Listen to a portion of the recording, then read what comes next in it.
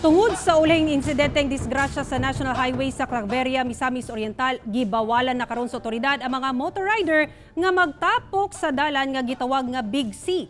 Dugang detalye sa report ni Cyril Chavez.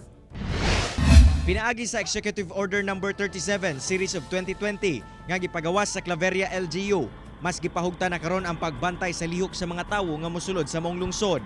Sa Section 3 sa mong kamanduan, gibawalan na ang tanang motor riders nga magpahigayon og motorcycle banking activity sa Route 955, labi na sa dalan nga ginatawag nga Big C.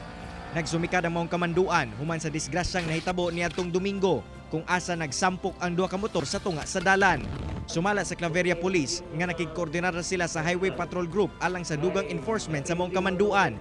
Labi pa nga ilahang naobserbahan nga dunay panagtapok sa mga rider sa mong lugar. Last Sunday, moto siya dito ang area nga katong kadugukan sa motor riders kay gwapo ang view. So among i-implement ni starting this weekend.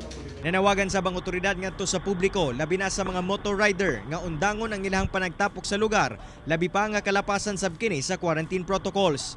Ipatuman sab ang speed limit sa highway sa Claveria kini aron maminusan ang mga vehicular accident sa mong lugar. I-request sa Highway Patrol o sa DPWH nga butangan nato mga signage na mga ang area para nga na sila makita nga kana diha is accident prone area.